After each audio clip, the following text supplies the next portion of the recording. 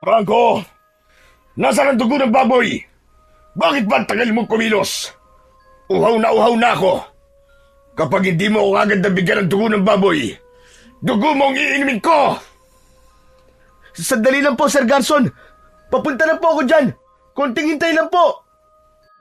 Mula sa kusina ay dinig na dinig ng binatang si Franco ang garalgal, ngunit puno ng otoridad na boses ni Garson mula sa silid nito sa ikalawang palapag ng bahay. Nanginginig ang mga kamay niya habang isinasali niya sa isang gintong kupita ang sariwang dugo ng baboy. Bahagyang nakangiwi ang kanyang muka dahil sa pandidiri sa kanyang ginagawa. Kahit pa ilang taon niya nang ginagawa yon, ay hindi pa rin siya masanay sa kanyang ginagawa. Nang mapununan ni Franco ng dugo ang kupita, ay nagmamadali siyang naglakad papunta sa kwarto ng amo niyang si Garson na isang aswang. Pagdating ni Franco sa harapan ng pinto ng silid ni Garson, ay kumatok siya ng 3 bago yun binuksan. Ayaw kasi ni Garson na hindi siya kumakatok bago siya pumasok sa silid nito. May kadiliman sa loob ng kwarto dahil mga kandila lamang ang pinagmumulan ng liwanag doon. Napalunok si Franco nang makita si Garson na nakaupo sa gilid ng kama nito habang nasa anyong aswang. Namumula ang mga mata nito at ang matutulis nitong kuko ay kumikislap kapag tinatamaan ng liwanag mula sa kandila. Kahindik-hindik ang anyo nito na parang isang halimaw na parang palaging handang umatake. Diyos ko po! Nakakagulat naman kayo, Sir Garson! Ilang taon na tayo magkasama, tapos natatakot ka pa rin sa akin? Nakakatakot po kasi kayo kapag nasa anyo po kayong aswang Ang dami mo pa sinasabi. Dalin mo na lang ang dugong yan dito sa akin. Eto na po, Sir Garson. Huwag ka na po magalit. Nadala ko naman na po ang kailangan nyo Mabilis na lumapit si Franco sa aswang na si Garson. Tumayo si Garson at hindi lang nito nahintay na iabot niya rito ang kupita. Hinablot nito yon sa kanya, kaya may konting dugo na natapon mula sa kupita. Dire-diretsong nilagok ni Garson ang dugo na parabang ilang araw na itong hindi nakakainom. Nang maubos ni Garson ang dugo ng baboy, ay marahas nitong itinapon ang kupita sa sahig. Nanlilisik ang mga matang tumingin nito kay Franco. Napamulagat naman si Franco nang bigla siyang sinakal ni Garson. Itinulak siya nito hanggang sa napasandal siya sa dingding. Pilit na inaalis ni Franco ang kamay ng aswang sa leeg niya dahil nararamdaman niyang bahagyang bumabaon ang matutulis nitong mga kuko sa kanyang balat. Sir Garson! Sir! Sir, nasasaktan ako! Tanging ang malalim na paghinga ni Garson ang naririnig ni Franco. Marahang lumapit ang mukha nito sa mukha ni Franco. Naamoy niya ang malansa nitong hininga na parang amoy ng nabubulok na karne. Inamoy ni Garson ang leeg niya at alam niya na sa ganong paraan ay mas naaamoy nito ang kanyang dugo. Parang gusto ko ng dugo ng tao ngayong gabi. Sawang-sawa na ako sa dugo ng baboy ramo. Ano kaya kung dugo mo na lang ang inumin ko ngayong gabi? Sir, wag! Wag! Hindi mo magugustuhan ang dugo ko. Mapait ang dugo ko, sir, promise. Baka gusto niyo po ng dinuguan. Mas malasa po yung kaysa sa dugo ko. Tama ka. Bakit nga naman ako iinom ng dugo ng isang alipin na kagaya mo? Matapos yun, ay marahas na binitiwan ni Garson ang leeg ni Franco. Nanghihinang napaupo naman si Franco sa sahig habang umuubo at habol ang kanyang paghinga. Sige na, lumabas ka na, Franco. Labas! Opo, lalabas na po, sir. Mabilis na lumabas si Franco ng silid ng kanyang amo at halos madapa pa siya sa pagmamadali. Nang makalabas na siya, ay agad niyang isinarado ang pinto at sumandal siya roon. Isang malalim na paghinga ang kanyang pinakawalan. Hindi yun ang unang beses na nangyari yun. Pero sa tuwing nagkakaganon si Garson, mas lumilinaw sa kanya ang isang bagay. Hindi niya kayang manatili roon. Kailangan niya nang umalis doon dahil baka dumating ang araw na totohanin na ni Garson ang pagpatay nito sa kanya. Sa gitna ng isang malawak at madilim na kagubatan, nakatayo ang 2 palapag na bahay ng aswang na si Garson. Sa bahay na yon nagkaisip at lumaki si Franco. Ang tanging alam niya ay sa buong buhay niya ay isa lang siyang alalay ni Garson. Isang utusan, isang alipin.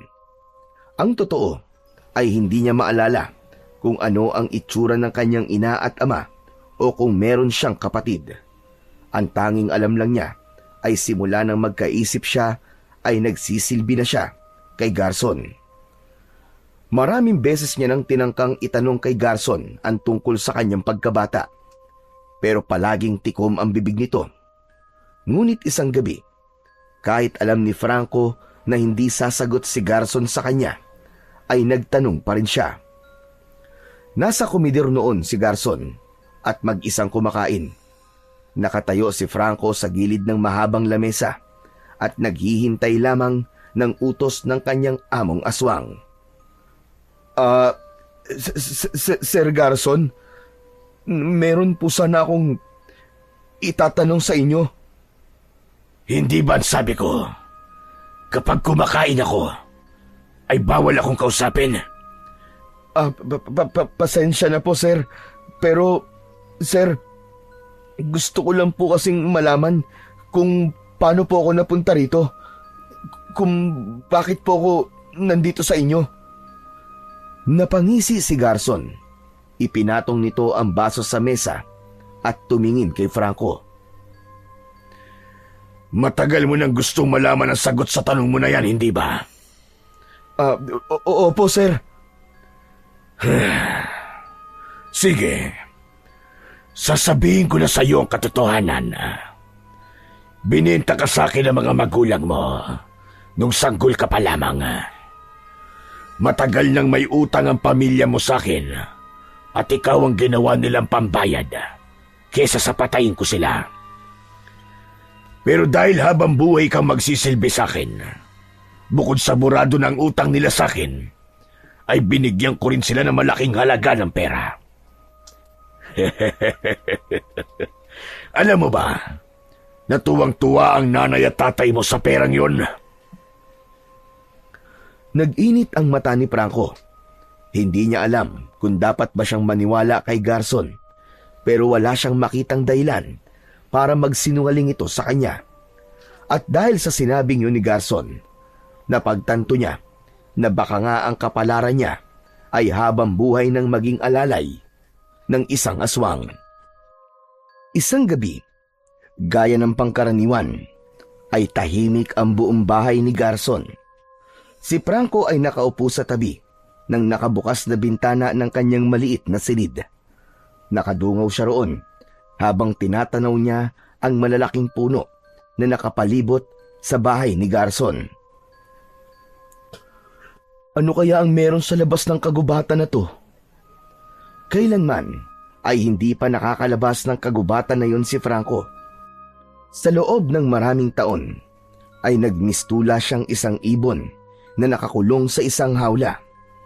Wala siyang ideya kung may buhay pa ba na higit sa pagiging alalay ng isang nilalang na katulad ni Garson.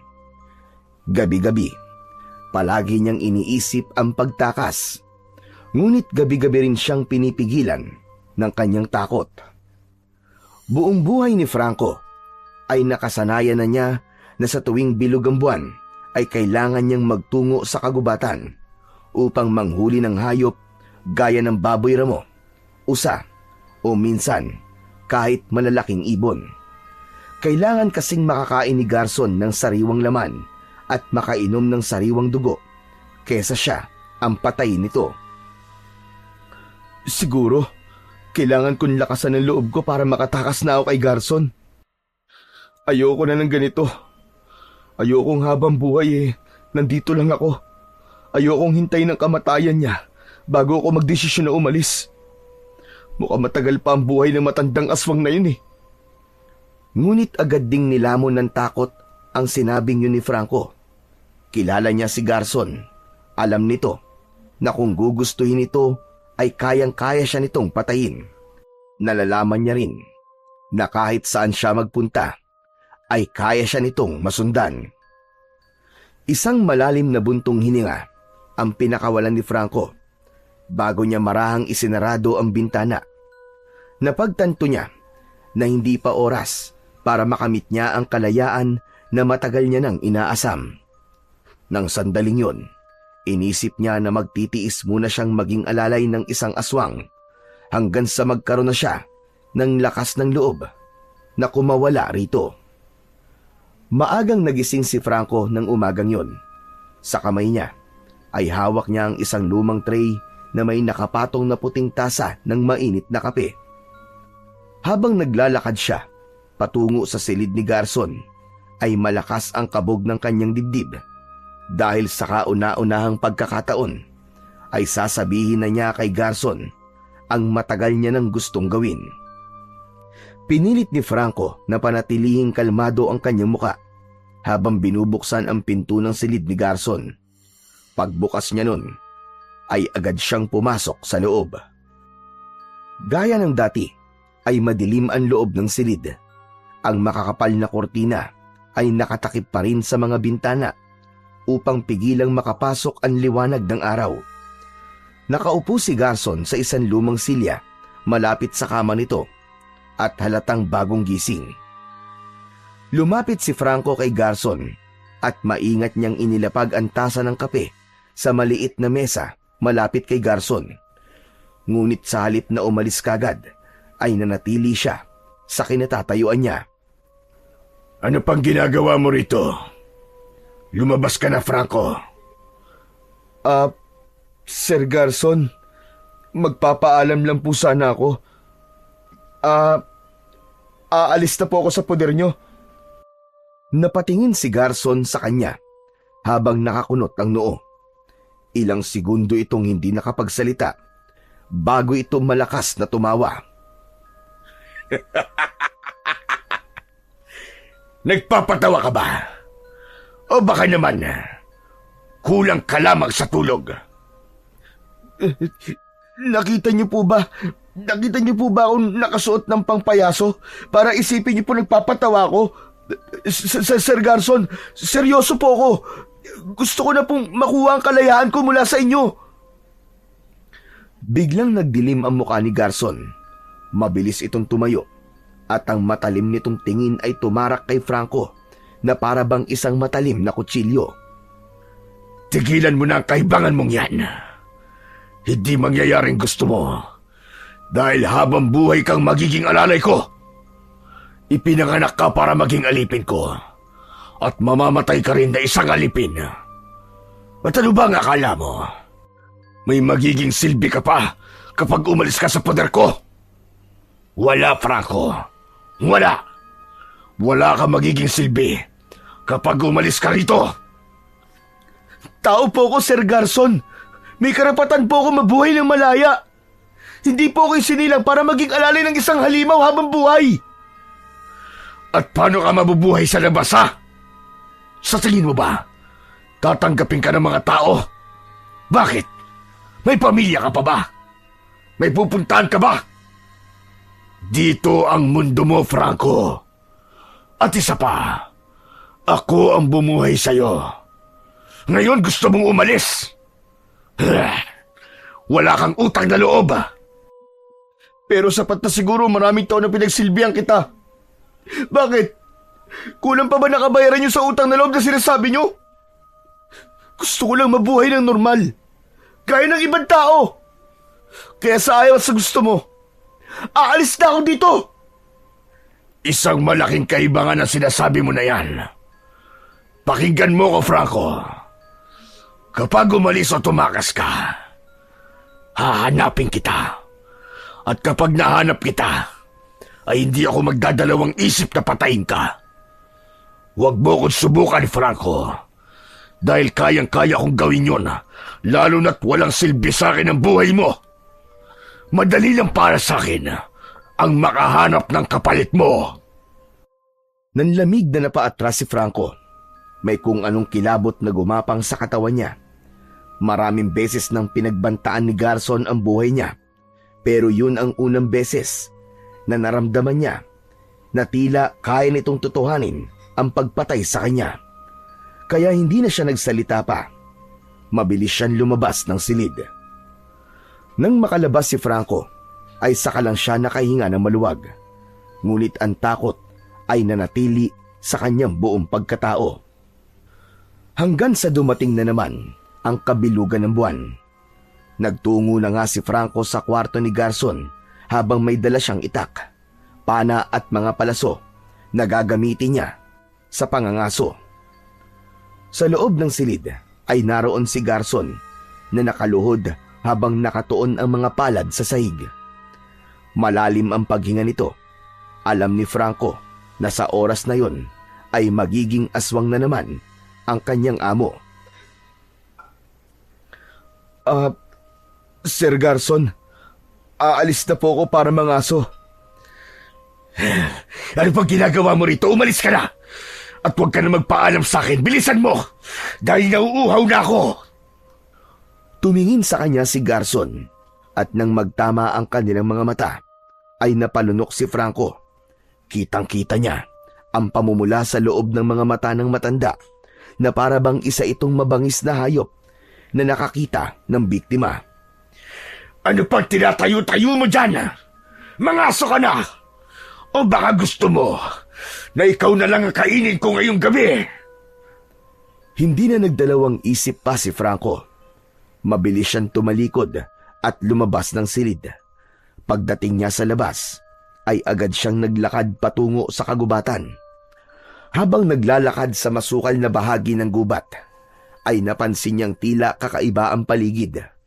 Karaniwan, kapag ganung oras, ay naririnig niya ang mga kaluskos ng mga maliliit na hayop, ang pagaspas ng mga ibon, o ang ungol ng malalayong mababangis na hayop. Pero ng gabing yon, ay wala ang mga yon. Masyadong tahimik ang kagubatan. Nagpatuloy sa paglalakad si Franco upang maghanap ng hayop na mahuhuli para kay Garson. At sa kanyang paglalakad, ay napansin niyang hindi na pamilyar ang dinadaanan niya. Mas makapal ang mga puno doon at tila mas madilim ang bahaging yun ng kagubatan. Hindi niya alam kung naliligaw siya o kung sadyang napadpad lang siya sa isang bahagi ng kagubatan na hindi niya pa nararating. Nagsimula ng bumilis ang tibok ng kanyang puso. Maya-maya pa, may narinig siyang kaluskos sa hindi kalayuan. Napahinto siya at agad na hinawakan ang kanyang pana at dahan-dahang lumapit sa pinagmumula ng tunog. Sa gitna ng isang hawas na bahagi ng kagubatan, ay nakita niya ang isang may kalakihang baboy ramo. Napangiti si Franco. Sa wakas, nakakita rin siya ng hayop na madadala niya para sa amo niyang aswang na si Garson. Mabilis, ngunit maingat niyang inihanda ang kanyang pana. Itinaas niya yon at itinutok ang palaso sa kanyang target. Nang pakawalan niya ang palaso, ay dumiretso yon sa likod ng baboy ramo. Umigik ito at nagtatatakbo ng walang direksyon, pero hindi nagtagal ay bumagsak din ito sa malamig na lupa. Makalipas ang ilang sandali, ay binaybay na ni Franco ang daan pabalik sa bahay ni Garson. Nakasampay sa balikat niya ang may kabigatan na baboy ramo. Ngunit sa kalagitnaan ng kanyang paglalakad, ay isang mahinang ungol ang narinig niya. Sa uri ng ungol na yon, ay para bang may isang tao na nahihirapang huminga. Napahinto si Franco. Pinakinggan niya ng mabuti ang ungol upang malaman niya kung saan yun nanggagaling. Sandali niyang ibinaba ang baboy ramo at luminga siya sa paligid. Kagad siyang nagtungo sa pinagmumulan ng ingay. Hindi nagtagal ay isang matandang babae na nakasandal sa isang malaking puno ang kanyang nakita. Mahaba ang buhok nito na puro puti na at kulubot na ang balat nito. Bakas sa mukha ng matandang babae ang matinding panghihina. Nanlaki ang mga mata ni Franco. Buong buhay niya ay hindi pa siya nakakakita ng ibang tao, kaya para sa kanya ay pambihira ang tagpong yun. Mabilis niyang nilapitan ang matandang babae upang alamin ang nangyayari rito. Ayos lang po ba kayo? Sa tingin mo ba, ay mukhang ayos lang ako. Halos isang araw na akong naglalakad sa gubat na ito. Gutom na ako iyo. At uhaw na ako. Saglit na natahimik si Franco. Nais niya sana itong dalhin sa bahay ni Garson upang pakainin, pero naisip niya na baka ito pa ang maging pagkain ng amo niyang aswang. Pero bakit po kayo naglalakad mag-isa sa gubat? Nangyaring papunta kasi ako sa baryo sa labas ng kagubatang ito. Kailangan kong puntahan doon ang aking apo na makakanak na. Ano? Baryo? May baryo po sa labas ng gubat? Abay, siyempre naman. Hindi mo ba alam yun? Hindi nakasagot si Franco. Nakatira siya sa mansyon ni Garson sa loob ng gubat sa buong buhay niya. Ni minsan ay hindi siya umalis doon dahil ang gubat na ang kanyang mundo. Agad na kinuha ni Franco ang bote ng tubig na nakasabit sa kanyang bewang. Inabot niya yon sa matandang babae na agad naman itong kinuha. Pasensya na po kayo ha. Iyan lang po kasi ang meron ako eh. Mabilis na inubos ng matandang babae ang tubig na inabot ni Franco. Dumighay pa ito pagkatapos. Matapos yon, ay marahang inilagay ng matandang babae ang isang kamay nito sa dibdib ni Franco, sa tapat mismo ng kanyang puso. Tutoy, busilak ang iyong puso. Huwag mong labanan na sinasabi ng iyong puso dahil ito ang magtuturo sa iyo ng katotohanan. Ha? Ano pong ibig niyong sabihin? Ngunit bago pa makasagot ang matanda, ay isang makapanindig balahibong sigaw ang pumunit sa katahimikan ng gabi. Sigaw yun ni Garson at alam ni Franco na sa oras na yun ay tuluyan ng naging aswang ang kanyang amo. Ibig sabihin ay kailangan na nitong makainom ng sariwang dugo at makakain ng laman. Napalingon si Franco sa direksyon ng bahay ni Garson. Naramdaman niya ang kaba sa kanyang dibdib. Ngunit nang humarap siya sa matandang babae, ay napatayo siya dahil wala na ito roon. Imposibleng nawala yon nang hindi man lang niya naramdaman. Wala na yung matanda! Ang bilis! Multo yata ang matandang yun eh. Diyos ko po, makaalis na nga dito. Napuno ng takot si Franco. Mabilis niyang dinampot ang baboy ramo at walang lingon likod na tumakbo pabalik sa bahay ni Garson. Kinaumagahan, habang kumakain ng almusal si Garson, ay tulalang nakatayo si Franco sa gilid ng lamesa. Paulit-ulit na bumalik sa kanyang isipan ang matandang babaeng nakita niya kagabi sa gubat.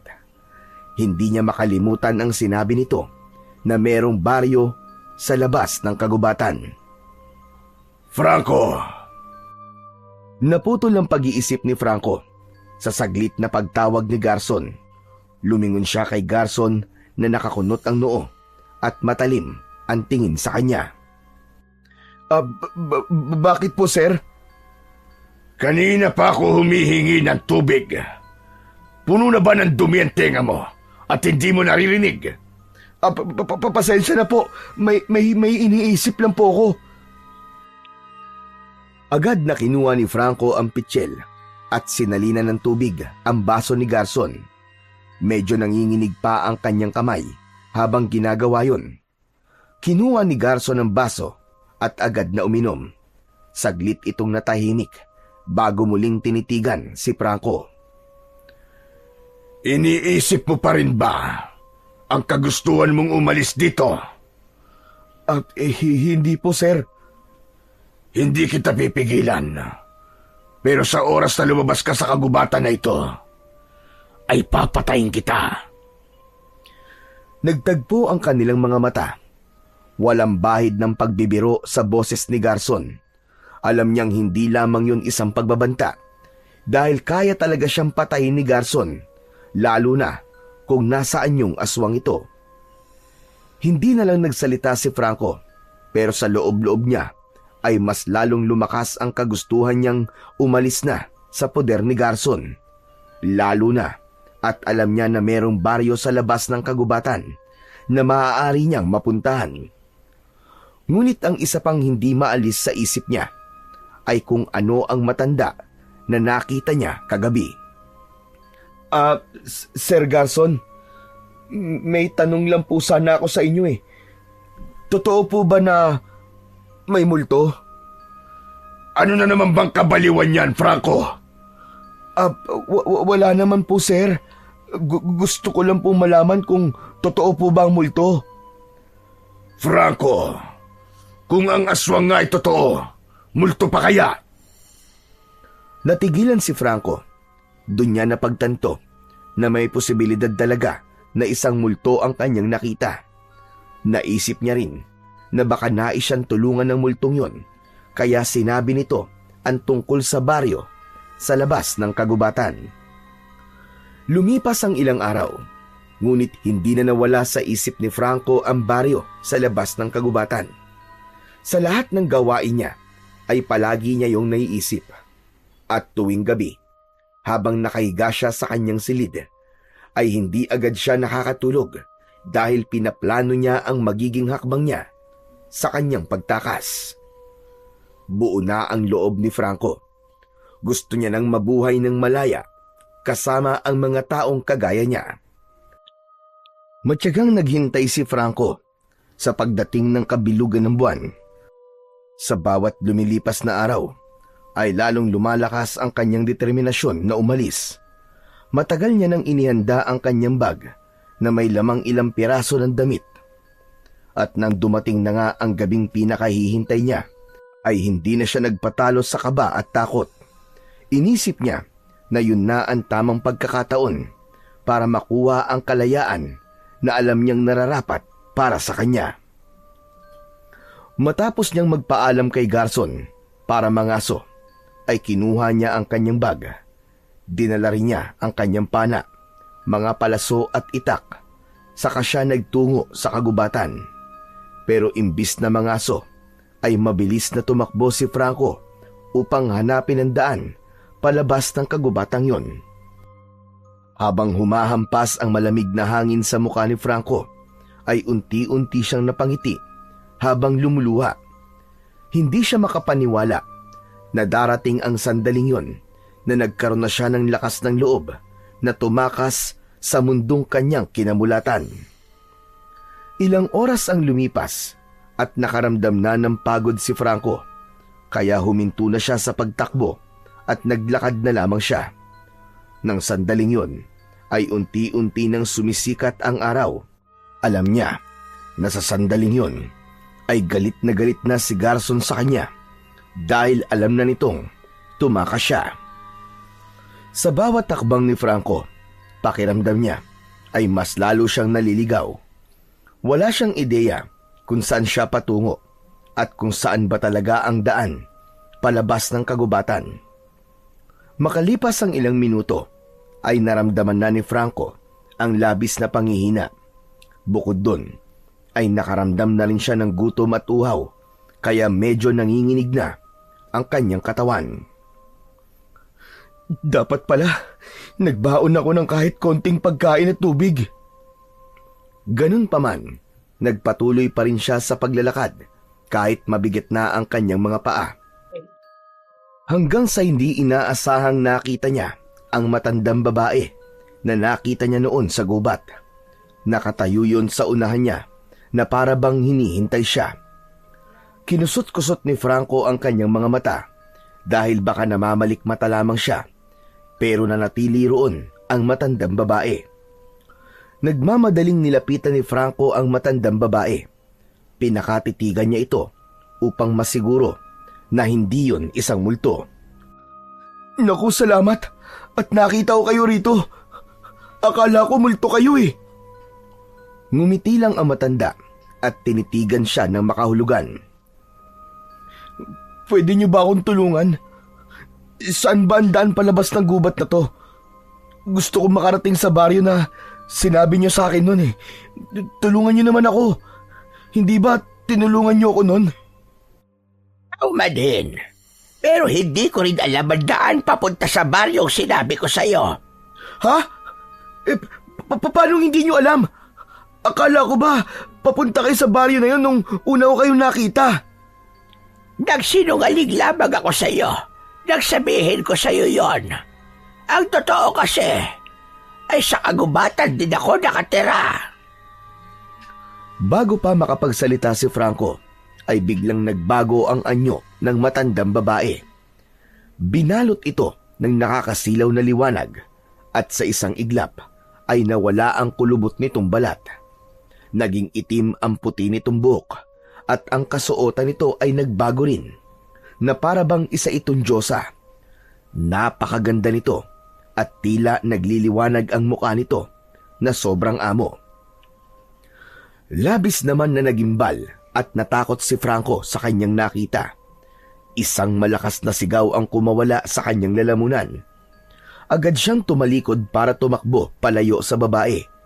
Ngunit hindi pa siya nakakalayo nang biglang lumitaw ang babae sa kanyang harapan. Napaatras siya sa labis na gulat. Nawalan siya ng balanse at bumagsak siya sa lupa. Wag! Wag ka lalapit! Maligno ka! Maligno? Sa itsura kong ito, ay iniisip mo na isa akong maligno? Franco, wala kang dapat ikatakot sa akin. Wala akong balak na saktan ka o gawan ka ng masama. Teka. Paano mo nalaman ang pangalan ko? Sino ka ba talaga? Lumapit ng bahagya ang babae at ngumiti. Ako si Dalisay at isa akong diwata na naninirahan sa kagubatan ito. Narito ako upang magbigay ng tulong sa iyo, Franco. Ano ka mo? Tulong? Anong klaseng tulong? Inilahad ni Dalisay ang kamay nito at mula sa palad nito ay lumitaw ang isang kwintas na may palawit na maliit na pahabang bato. Kulay berde yun at kumikislap yun dahil sa tama ng sinag ng araw. Teka, ano yan? Paano naman ako matutulungan ng isang kwintas? Hindi ito isang simpleng kwintas lamang, Franco. Ito ay isang makapangyarihang mutya na nagmula pa sa kagubatan ito. Nais ko itong ipagkaloob sa iyo bilang gantimpala sa kabutihan na ginawa mo sa akin noon. At ano naman gagawin ko dyan? Kung nais mong makalabas dito sa kagubatan, ay maaari mo itong maging gabay. Basta't suot mo ito, mararamdaman mo ang pagpapala ng mutya. Ito ang magtuturo sa iyo ng tamang daan palabas. Teka, totoo ba yan? Baka naman nililinlang mo lang ako, ha? Bakit hindi mo nilang subukan, Franco? Kunin mo ito at iyong isuot. Marahang tumayo si Franco at nag-aalangan man ay kinuha pa rin niya ang kwintas mula sa diwata. Malamig ang mutya, ngunit agad niyang naramdaman ang kakaibang enerhiyang dumaloy sa kanyang katawan nang hawakan niya ito. May ibang kapangyarihan pa ba ang mutyang ito? Meron pa, Franco. Ikaw na ang bahalang tumuklas doon. Naniniwala ako sa kakayahan mo at alam ko na hindi ako nagkamali na ipinagkaloob ko yan sa'yo. Ingatan mo yan at huwag mong hahayaan na mapunta yan sa maling kamay. Matapos yun ay biglang humangin ng malakas. Tila naging alikabok si Dalisay at tinangay ito ng hangin hanggang sa tuluyan itong nawala sa paningin ni Franco. Labis na nagulat si Franco sa bilis ng kakayahan ni Dalisay na maglaho. Ngunit dahil doon ay nasagot na rin ang kanyang tanong kung bakit bigla itong nawala nung unang beses silang nagkita. Napabuntong hininga si Franco at tinignan ang kwintas sa kanyang palad. Isinuot niya yon sa kanyang leeg. Umasa siya na sa pamamagitan nun ay makakalabas na siya ng tuluyan sa kagubatang yon. Napansin ni Franco na simula nang isuot niya ang mutya na ibinigay ni Dalisay ay naging magaan ang pakiramdam niya sa paglalakad. Pakiramdam niya ay may sariling isip ang paa niya at iginigiya siya nun sa tamang daan palabas sa kagubatang yon. Napagtanto niya na totoo nga ang kapangyarihan ng naturang mutya. Alam ni Franco na sa sandaling yon ay malayo na siya kay Garzon. Sa unang pagkakataon sa buong buhay niya ay nadama niya ang tunay na kalayaan. Ngunit sa gitna ng kanyang paglalakad ay natapakan niya ang isang parte ng lupa na natatakpan ng makapal na mga tuyong dahon. Isang hukay pala ang naroon at wala na siyang nagawa kundi ang mapasigaw nang mahulog siya roon. Bumulusok siya pa ibaba at nang bumagsak siya sa hukay na halos kasintaas ng isang tao, ay malakas na humampas ang likod ng ulo niya sa isang bato. Tatayo sana si Franco, ngunit nanlabo ang paningin niya. Hindi na niya nagawang makatayo ng tuluyan nang nilamon ng kadiliman ang paligid niya. Nang bumalik ang malay ni Franco, ay agad niyang naramdaman ang init ng araw sa kanyang balat. Tila lumulutang ang kanyang diwa sa pagitan ng panaginip at realidad. Nang imulat ni Franco ang kanyang mga mata, ay hindi muna siya gumalaw at pinakiramdaman niya ang kanyang sarili. Maya-maya pa ay inangat niya ang kanyang kamay at hinaplos ang likod ng kanyang ulo. Napangiwi siya nang may naramdaman siyang sakit doon. Huminga siya ng malalim at sinubukang bumangon.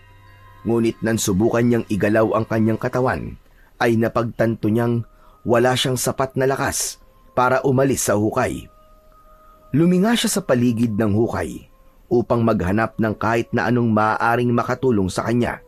Nanlumo siya nang mapagtanto na makakaalis lamang siya ron kung pipilitin niyang umakyat ng mag-isa o kung merong ibang tutulong sa kanya. Tulong! Tulungan niyo ako! Paulit-ulit na sumigaw si Franco kahit wala pang kasiguraduhan na may makakarinig sa kanya. Makalipas ang ilang minutong pagsigaw, ay bahagyang nabuhayan ng loob si Franco nang makarinig siya ng mga yabag. Palakas yun ng palakas at ramdam niya na papunta yun sa kanyang kinaroroonan. Hanggang sa isang lalaki ang biglang sumilip mula sa itaas ng hukay. Matangkad ito at may matipunong pangangatawan. Nang makita siya ng lalaki, ay napakunot ang noo nito. Anong ginagawa mo dyan? Baka naman pwedeng tulungan mo muna ako bago ka magtanong. Kailangan ko makaalis dito eh. Parang awa mo na. Tulungan mo ako. Hindi na nag-atubili pa ang lalaki. Inabot nito ang kamay ni Franco. Kahit mahina pa ang kanyang katawan, ay pilit na tumayo si Franco para abutin ang kamay ng lalaki. Nang mahawakan nito ang kamay niya, ay saka siya nito hinila palabas ng hukay.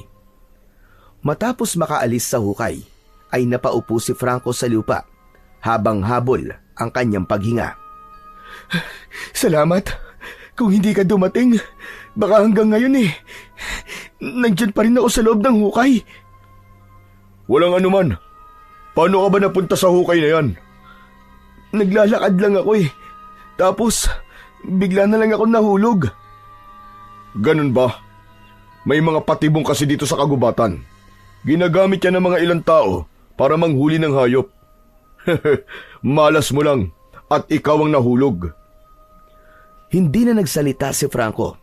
Tinignan niya ang mga gamit niya at nasa kanya pa rin naman ang bag at ang pana at palaso.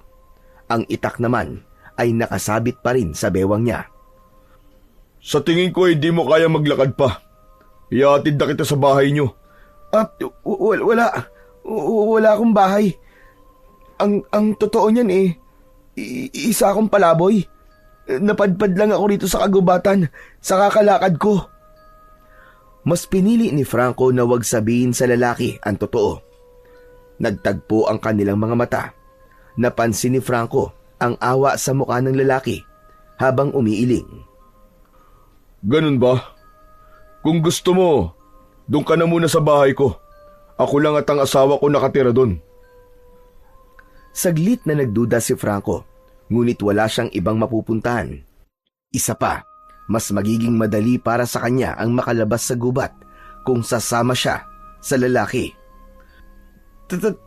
Talaga ba? Ayos lang na isama mo ako sa bahay mo? Oo naman. Sabi mo kasi wala ka matutuluyan, di ba? Saka mukha ka namang mabait eh. Alam mo, hindi mo gugustuhin na nandito ka sa labas, lalo na kapag dumidilim na. Bakit naman? Basta, sa ako nasasabihin sa'yo, ang isipin muna natin ngayon ay ang magamot niyang sugat sa ulo mo. Sige, maraming salamat. Ako nga pala si Lorenzo. Ikaw, anong pangalan mo? Franco. Matapos yun, ay tinulungan na ni Lorenzo si Franco sa pagtayo. Kinuha nito ang bag niya at maging sa paglalakad ay nakaalalay ito sa kanya. Nang makalabas na sina Franco sa kagubatan, ay labis na namangha si Franco nang sa unang pagkakataon ay nakakita siya ng kabahayan at maraming tao. Buong buhay niya ay si Garson lamang ang nakasama niya. Kaya naman, ang ganong tanawin ay kamangha-mangha para sa kanya.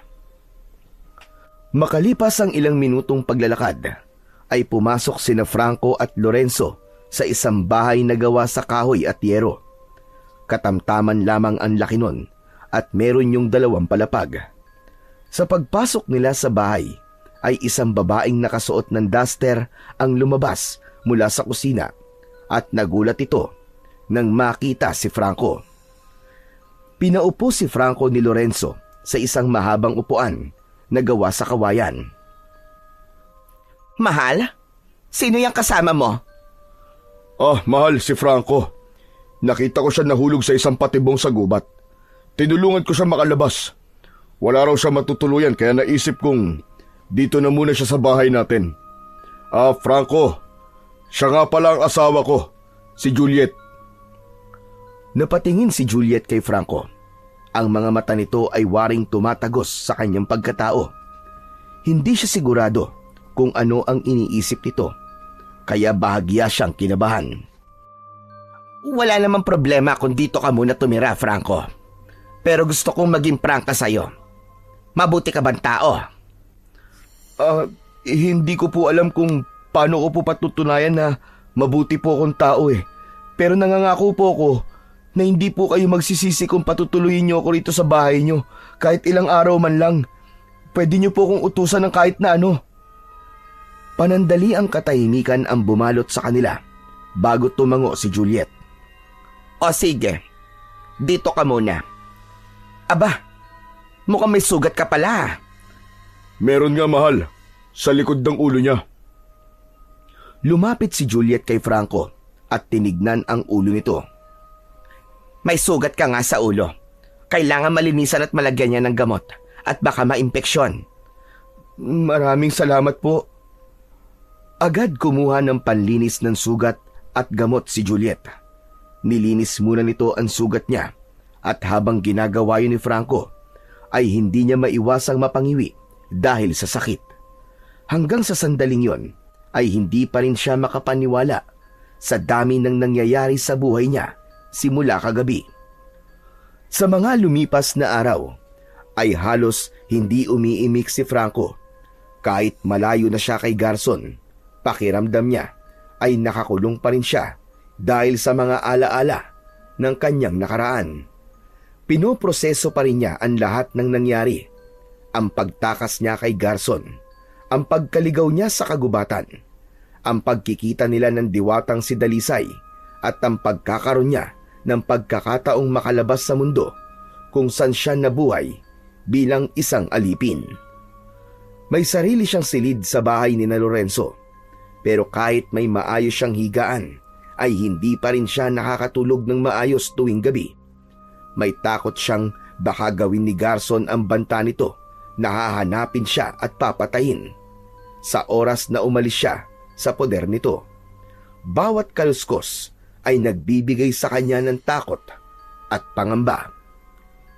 Ganun pa man, kung may bagay na ipinagpapasalamat si Franco, yun ay ang magandang pagtrato ni na Lorenzo at Juliet sa kanya.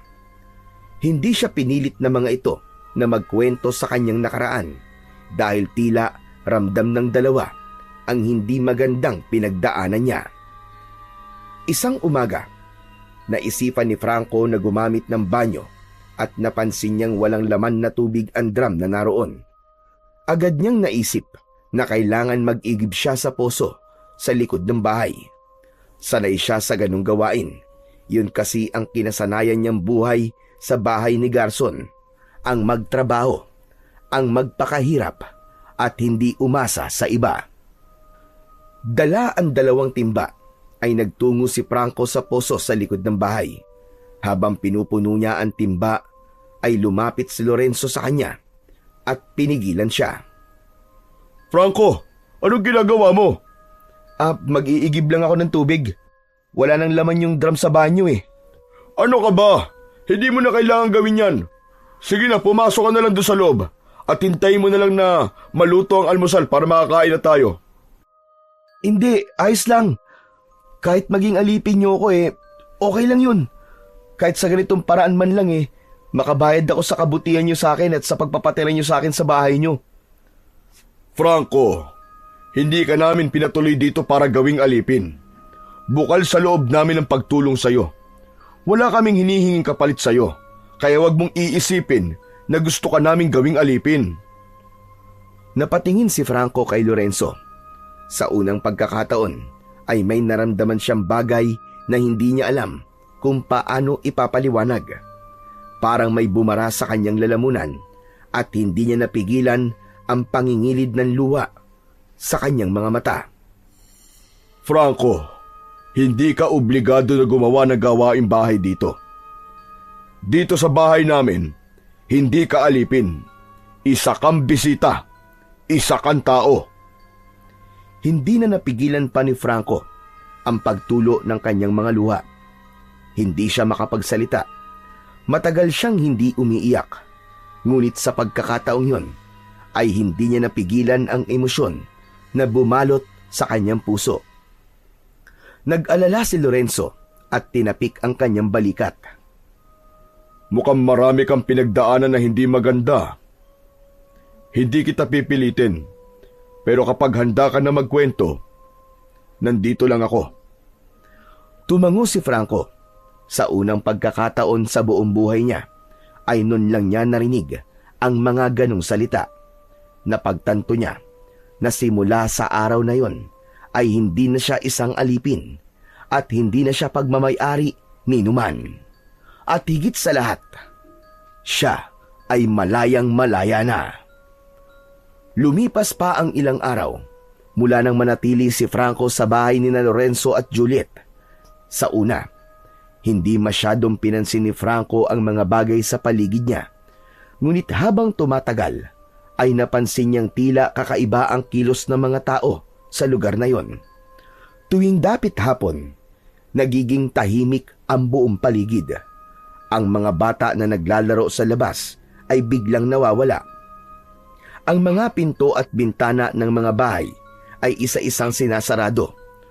Wala nang tao sa labas at ang buong baryo ay parang isang bayan ng multo pagsapit ng gabi. Isang gabi, hindi niya na napigilan ang sarili at tinanong niya si Lorenzo habang sila ay nasa hapagkainan. Mang Lorenzo, napansin ko lang, bakit parang ang agang nagsasarado ng mga bahay dito?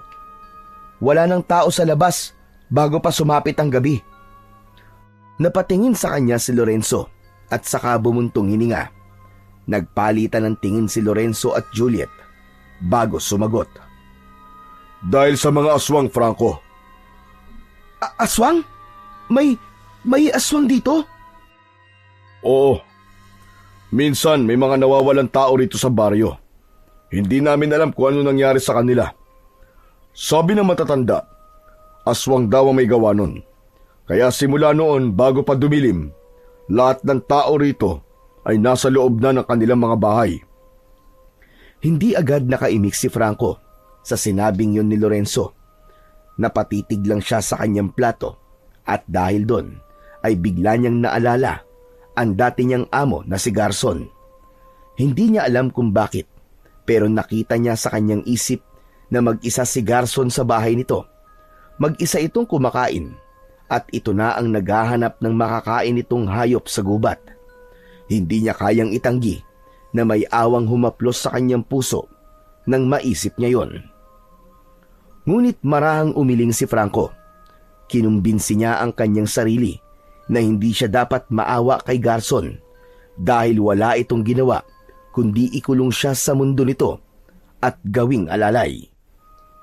Isang gabi, halos katutulog lang ni Franco nang bigla siyang nagising dahil sa sigawan ng mga tao sa labas. Sa una, inakala niyang panaginip lamang yon. Ngunit nang mas lumakas pa ang sigawan ay agad siyang napabalikwas ng bangon. Nagmamadali siyang lumapit sa bintana at bahagya niya yung binuksan upang sumilip. Nanlaki ang kanyang mga mata nang makita niya na may 2 aswang ang umaatake sa mga tao. Naku po, totoo nga sinasabi ni Mang Lorenzo. May aswang nga sa lugar na to. Lumabas si Franco ng kanyang kwarto at nagtungo siya sa tapat ng pinto ni na Lorenzo. Kumatok siya roon upang masiguro na ligtas ang dalawa. Pero ilang minuto na siyang kumakatok ay wala pa ring nagbubukas ng pinto. Dahil doon ay nakaramdam siya ng kaba. Doon na niya pinihit ang seradura ng pinto at nagulat siya nang hindi yun nakalak. Bumukas ang pinto at mas lalo siyang kinabahan nang makita niyang walang tao doon. Pambihira. Nasa labas sila. Diyos ko, ba kung anong mangyari sa kanila? Lalabas na sana si Franco para hanapin sina Lorenzo at Juliet. Pero biglang bumalik sa kanyang isip ang nakita niyang mga aswang sa labas. Nagkaroon siya ng takot na baka makita siya ng mga aswang at atakihin siya ng mga yon.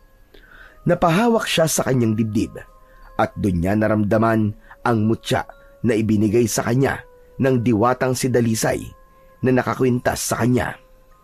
Biglang may mainit na enerhiyang dumaloy sa kanyang katawan. Matapos yun ay nawala ang takot na kanyang nararamdaman hanggang sa naalala niya ang sinabi ni Dalisay na kailangan niyang matuklasan kung saan pa niya maaaring gamitin ang mutya.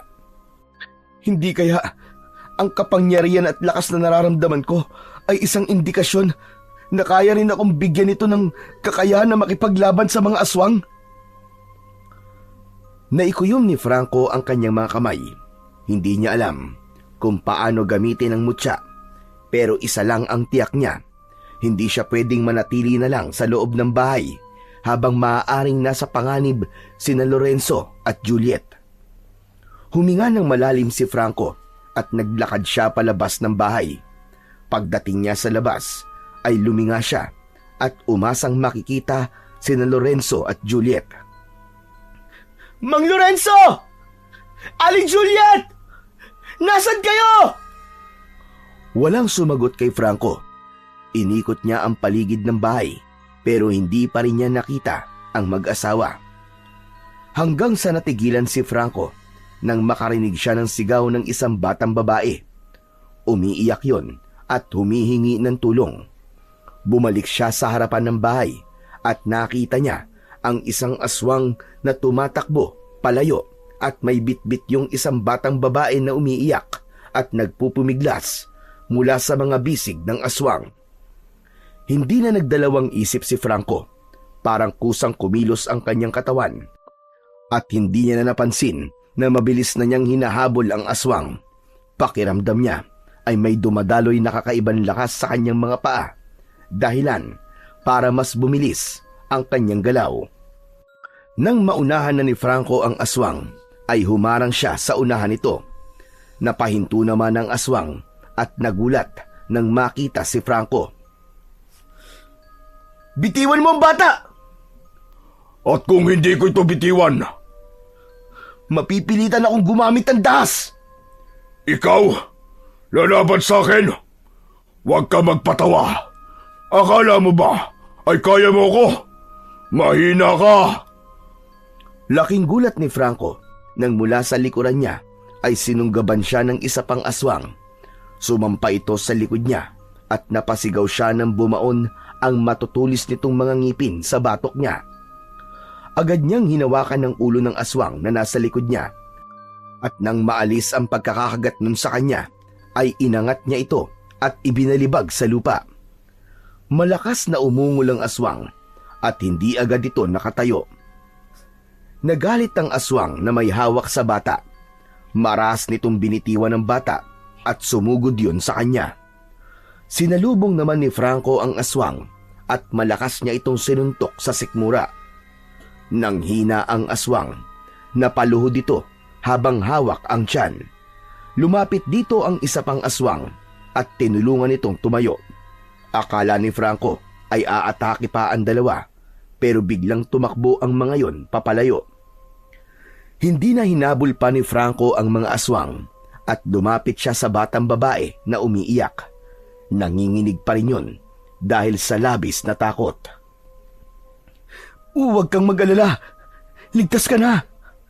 Halika, ihahatid kita sa bahay niyo." Mahigpit siyang hinawakan ng bata sa kamay na parang ayaw na nitong bumitaw. Sinundan niya ang batang babae hanggang sa naiuwi niya na ito sa bahay nito. Iyak nang iyak ang nanay ng bata habang nagpapasalamat kay Franco. May kung anong kasiyahan na naramdaman si Franco ng sandaling yon. Hindi niya inakala na ganun pala ang pakiramdam kapag nakakatulong sa kapwa niya. Nang masiguro ni Franco na hindi na babalik ang mga aswang, ay saka siya nagdesisyon na bumalik sa bahay ni Lorenzo. Pagpasok niya sa bahay, ay agad siyang sinalubong ni Lorenzo na may bakas ng pag-aalala sa muka. Salamat naman at ligtas ka. Kanina ka pa namin hinahanap, Franco. Ako nga rin nag-aalala sa inyo eh. Saan ba kayo nagpunta kanina? Pagbukas ko kasi ng pinto ng kwarto nyo, wala kayo. Nagpahangin lang kami sa labas. Hindi namin inakala na may aatake palang mga aswang. Hindi na kami kagad nakabalik dahil sa takot. Si Aling Juliet, nasan siya? Nasa loob na ng kwarto, nagpapahinga. Medyo nahilo siya sa takot kanina eh. Tumango si Franco, saka bumuntong hininga. Para siyang nabunutan ng tinik sa lalamunan nang masiguro niyang ayos lang sina Lorenzo at Juliet. Ikaw, Franco, saan ka ba galing? Lumabas nga ako para hanapin kayo. Akala ko kasi kung ano na nangyari sa inyo eh. Tapos nung hinahanap ko kayo, may nakita naman akong isang bata na tinatangi ng aswang, kaya tinulungan ko. Franco, alam ko mabuti ang puso mo, pero hindi mo dapat ginawa yun. Paano kung ikaw naman ang mapahamak? Napayuko si Franco. Alam niyang may punto si Lorenzo, pero hindi niya kayang baliwalain ang nakita niya kanina. Bago pa siya makasagot, ay napakunot ang noo ni Lorenzo. Lumapit ito sa kanya at maingat na hinawakan ang kanyang balikat. May sugat ka sa batok. Dahil ba yan sa aswang? Oo. Kinagat ako ng isang aswang kanina. Pero sa tingin ko naman hindi malalim ang pagkakakagat niya sa akin. Malalim o hindi, kailangan pa rin magamot yan. Dito ka lang at kukuha lang ako ng panlinis at gamot sa sugat. Nang umalis si Lorenzo sa harapan ni Franco, ay hindi niya napigilan ang mapangiti. Simula kasi na mapunta siya kina Lorenzo, ay unti-unti niya nang naranasan ang mga magagandang bagay na alam niyang hindi niya mararanasan kung nanatili siya sa bahay ni Garson. At isa na sa mga bagay na yon ay ang pakiramdam na merong nag-aalala para sa kanya. Mula nang madiskubre ni Franco ang kapangyarihang taglay ng mutya, ay hindi na siya nagdalawang isip na gamitin yon upang protektahan ng mga tao sa lugar na yon. Tuwing gabi, habang ang lahat ay nakakulong sa kanilang mga bahay, ay tahimik naman siyang nagbabantay at laging handang lumaban sakaling may sumalakay na aswang. Sa bawat gabing lumilipas, mas lalo niyang nararamdaman ang lakas na ibinibigay sa kanya ng mutya, ang bilis ng kanyang galaw, ang lakas ng kanyang katawan, at ang tapang na hindi niya dating taglay. Alam niyang may malaking dahilan kung bakit ipinagkaloob sa kanya ng diwata ang mutya na yon. Yun ay dahil gusto nitong ipagtanggol niya ang mga taong nangangailangan ng tulong. Dahil sa kanyang mga ginagawa, ay mabilis na nakilala ang pangalan niya sa buong baryo. Marami ang humanga sa kanyang tapang, at kahit hindi pa niya lubusang ikinikwento kung paano siya napadpad sa lugar na yon, ay sapat na para sa mga tao ang kaalamang isa siyang tagapagtanggol laban sa mga halimaw na matagal nang nagpapahirap sa lugar na yon. Sa unang pagkakataon sa kanyang buhay, nakaramdam si Franco na pinapahalagahan siya hindi bilang isang alipin, kundi bilang isang mandirigma na handang ipaglaban ang mga taong walang kalaban-laban.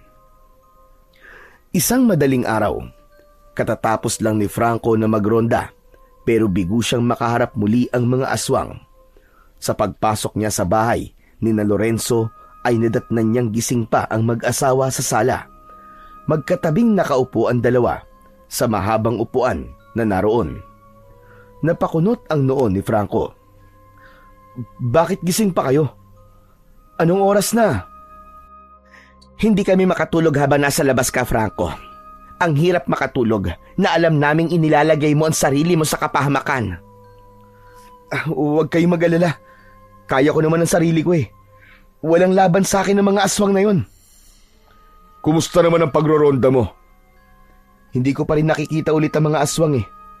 Ilang gabi na ngang hindi sila nagpapakita. Pero hindi ako pwedeng maging kampante.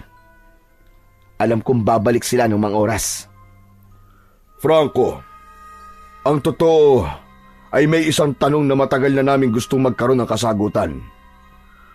Paano ka natutong lumaban sa mga aswang? Biglang natigilan si Franco.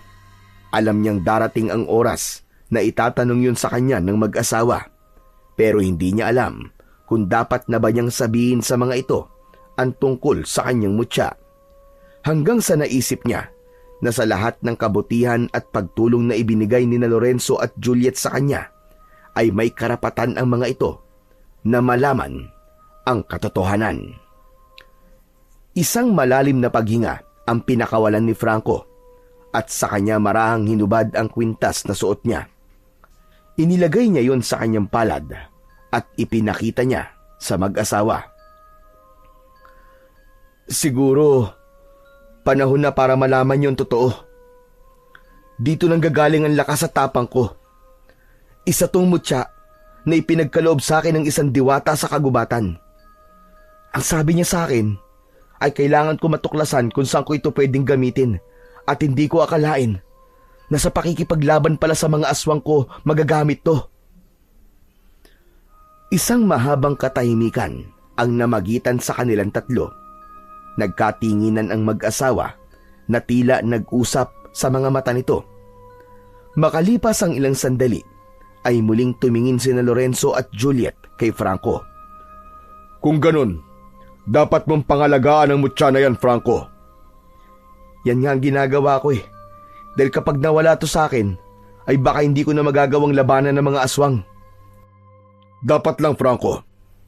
Sa tingin ko may nakita sa iyo ang diwata na kung ano, kaya ipinagkaloob niya sa iyo yan." Tumango si Franco at mahigpit na hinawakan ng mutya sa kanyang kamay.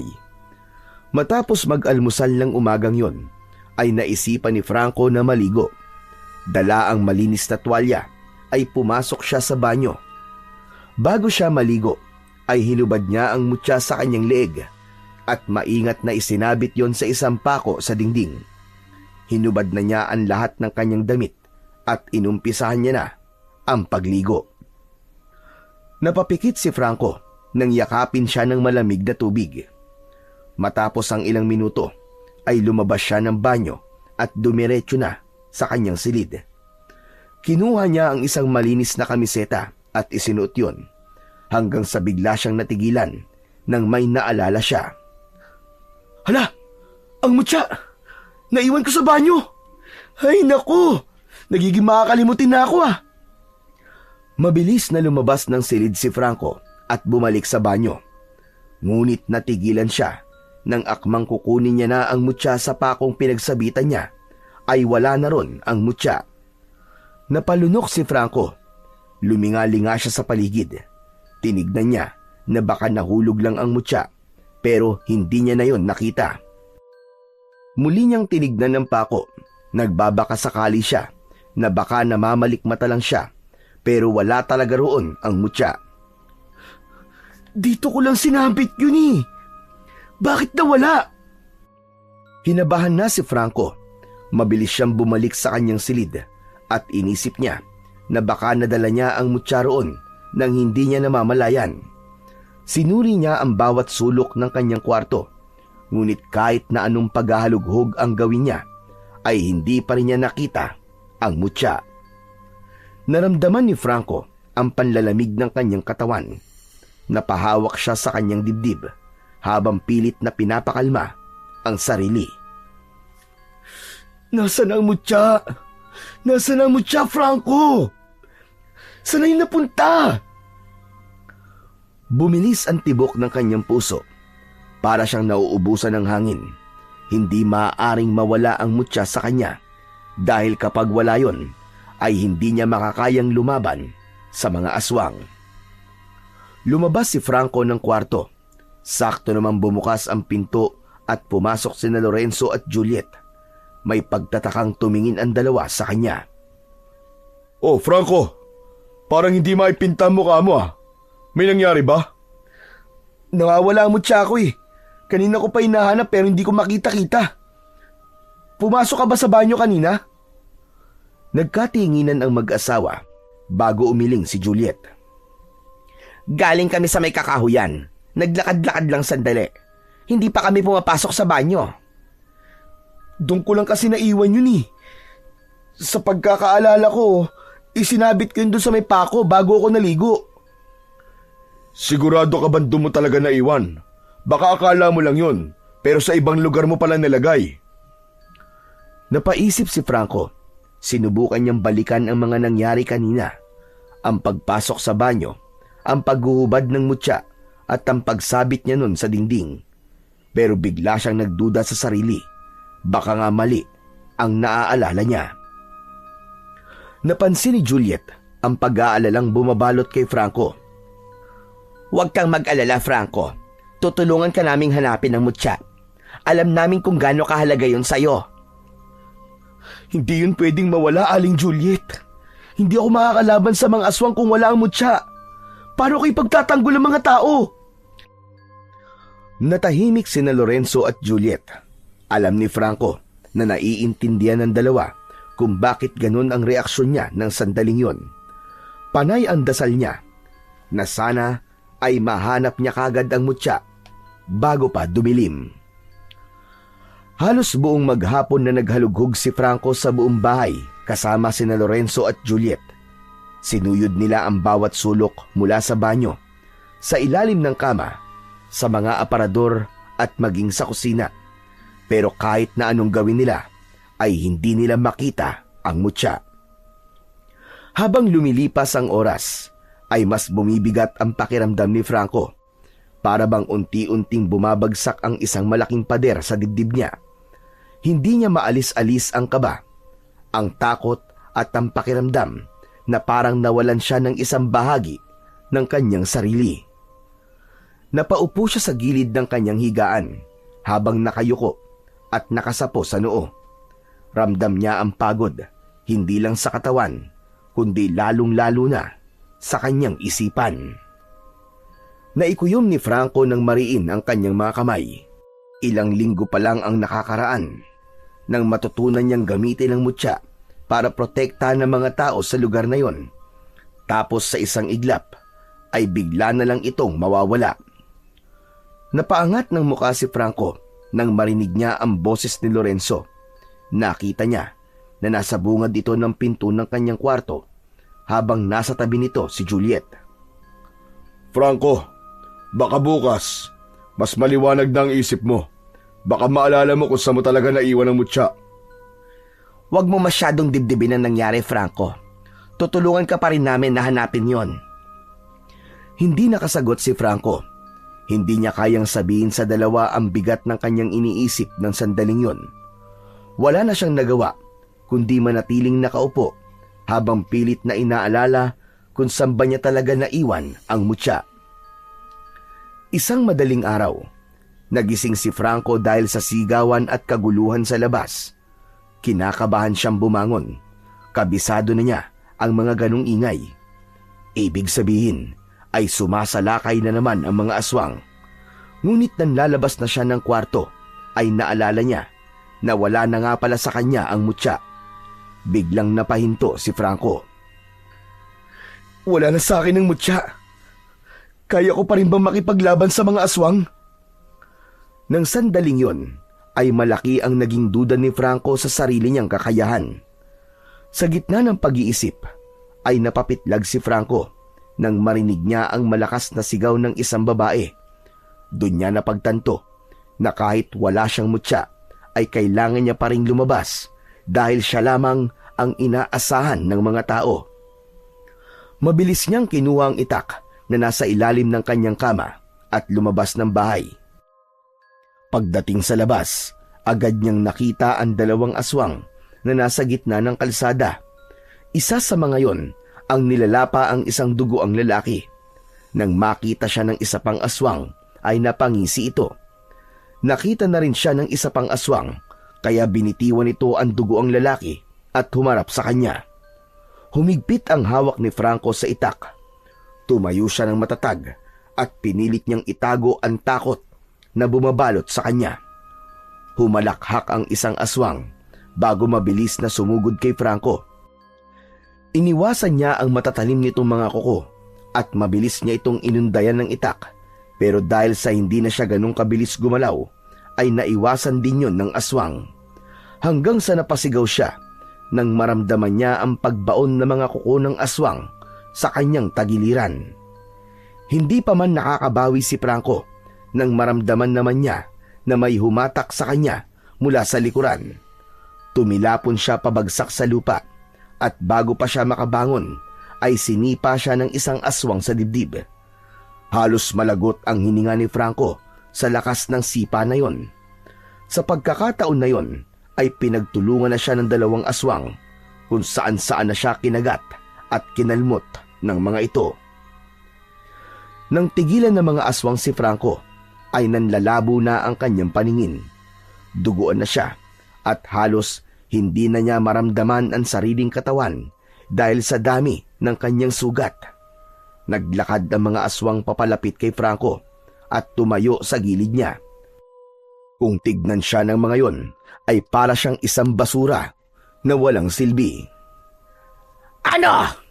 Tapos na ba ang pagiging tagapagtanggol mo? Akala mo ba kaya mo pa kaming labanan? Kung makikita mo lamang ang sarili mo ngayon, mukha kang isang basang sisiw. Sinubukan ni Franco na gumalaw, pero bawat paggalaw niya ay naghahatid sa kanya ng matinding kirot. Nakakainsultong tinawanan si Franco ng dalawang aswang bago tumalikod ang mga yon at naglakad palayo. Iniwanan siya ng mga yon na nakahandusay sa lupa habang sugatan, duguan at halos hindi na makagalaw. Sa mga nakalipas na araw, ay hindi na muna lumabas ng kwarto niya si Franco. Halos buong araw siyang nakahiga sa kama at nakatitig lamang sa kisame. Masakit pa rin ang katawan, lalo na ang mga sugat na natamo niya sa huling inkwento niya sa mga aswang. Ngunit higit pa sa pisikal na sakit, ang pinakamabigat niyang pasan ay ang pagkatalo niya. Isang umaga, bumukas ang pinto ng kanyang kwarto. Pumasok sina Lorenzo at Juliet, dala ang isang maliit na lalagyan ng gamot at malinis na tela. Lumapit si Juliet sa kanya at naupo sa gilid ng kama upang simulang linisin ang mga sugat niya. Samantala, nanatiling nakatayo si Lorenzo habang nakatingin sa kanya. Kumusta ang pakiramdam mo, Franco? Saglit na natahimik si Franco. Halos hindi niya napansin ang tanong ni Lorenzo at ang gusto niya ng sandaling yun ay ang mailabas kung ano ang nasa loob niya. Mukhang tama nga mga sinabi sa akin ni Garson. Wala akong magiging silbi kapag umalis ako sa bahay niya. Nagkatinginan sina Lorenzo at Juliet ng may halong pagtataka. Sino si Garson? Simula pagkabata, naging alalay ako ng isang matandang aswang. Si Garson. Hindi niya ako itinuring na pamilya. Isa lang akong alipin sa mata niya. Palagi niyang sinasabi sa akin na wala akong mararating at mamamatay ako na isa pa ring alipin. Kaya ako tumakas sa kanya. Ayoko manatili na lamang sa loob ng anino niya habang buhay. Gusto kong mabuhay ng malaya. Pero ngayon na wala na sa akin ng mutya, ay napagtanto ko na mukhang tama nga siya. Wala talaga akong silbi. Franco, huwag mong hayaang diktahan ka ng nakaraan mo kung sino ka ngayon. Hindi mo kailangan ng mutya para patunayan na may halaga ka. Salamat sa inyo, Mang Lorenzo, Aling Juliet. Sa lahat ng magagandang bagay na ginawa niyo para sa akin. Maraming salamat. Pero kahit wala na sa akin ng mutya, pinapangako ko, lalaban pa rin ako sa mga aswang. Umiling si Lorenzo at iniligay ang kamay sa balikat niya. Huwag muna, Franco. Mas mabuti pang pagalingin mo muna ang mga sugat mo. Hindi mo pa kayang lumaban. Baka kapag humarap ka sa mga aswang sa kalagayan mo ngayon, ay baka kung ano pang mangyari sa'yo. Napatingin si Franco kay Lorenzo. Alam niyang tama ito, pero tila hindi niya kayang maghintay na lang na gumaling ang mga sugat niya, habang ang mga aswang naman ay patuloy na naghahasik ng lagim at takot sa lugar na yon. Simula noon, pakiramdam ni Franco ay gabi-gabi siyang binabangungot. Halos gabi-gabi na rin kasing umaatake ang dalawang aswang. Tila ba alam ng mga yon na hindi niya na kayang lumaban, kaya naging malakas na ang loob ng mga yon na umatake ng mas madalas. At sa tuwing umaatake ang mga aswang, ay walang magawa si Franco.